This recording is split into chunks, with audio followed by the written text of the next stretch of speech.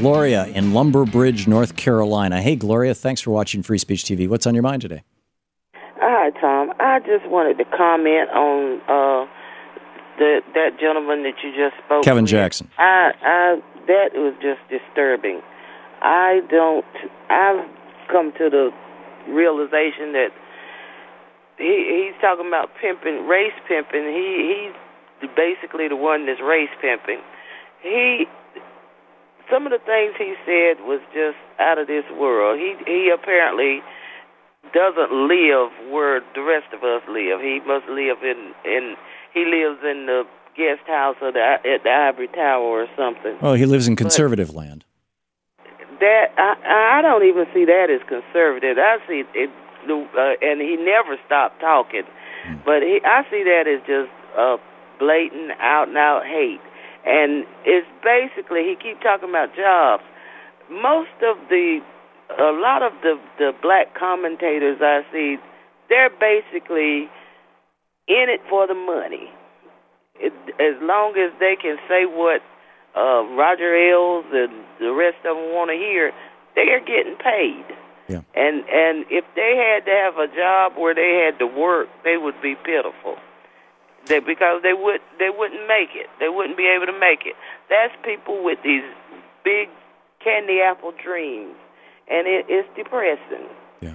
I just can't stand the mess. What do you think about, Gloria, my analysis of these two postures? I mean, maybe there's multiple ones and I'm missing them, but it seems to me that this narrative that was put out by the National Employment Law Project, which is that the social safety net over the last dozen years or so has gotten more and more frayed, particularly since Clinton's so-called welfare reform. So now, if you're on welfare for more than 5 years, you get cut off if you can't find a job. And there's no jobs. I mean, black unemployment is 50% right now among young black men.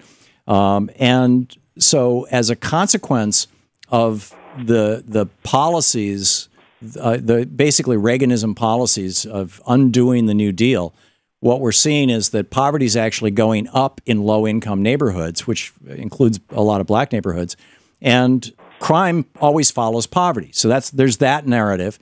And then on the other hand, you got the folks over at Fox News saying, oh, well, the reason why crime is going up in the cities is either because they've got black management, black mayors, who happen to be Democrats, and they're all incompetent, or because the police are refusing to police because they're offended by the Black Lives Matter people.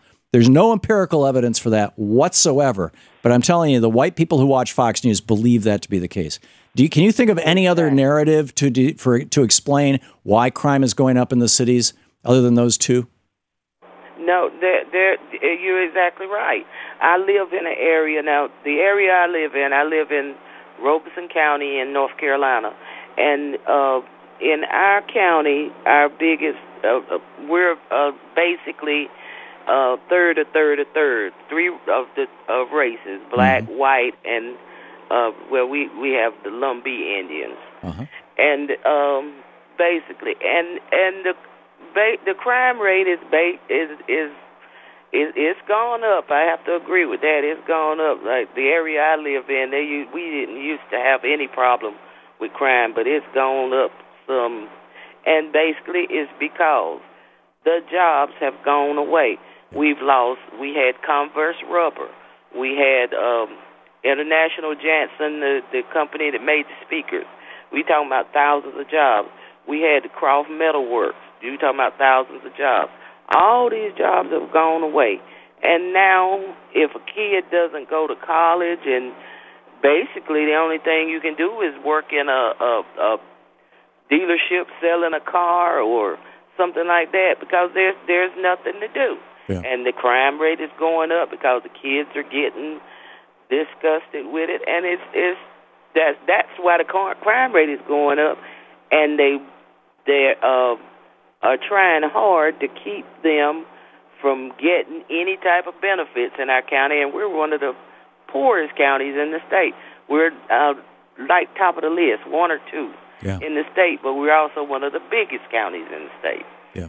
And it's ridiculous, and he needs to step down out of his ivory tower and look around at the people around Yeah. Because that's where the real lives matter at. Yeah, I'm with you. Gloria, thank you. Thank you for sharing your perspective and for watching the show and for calling in. Thank you very much.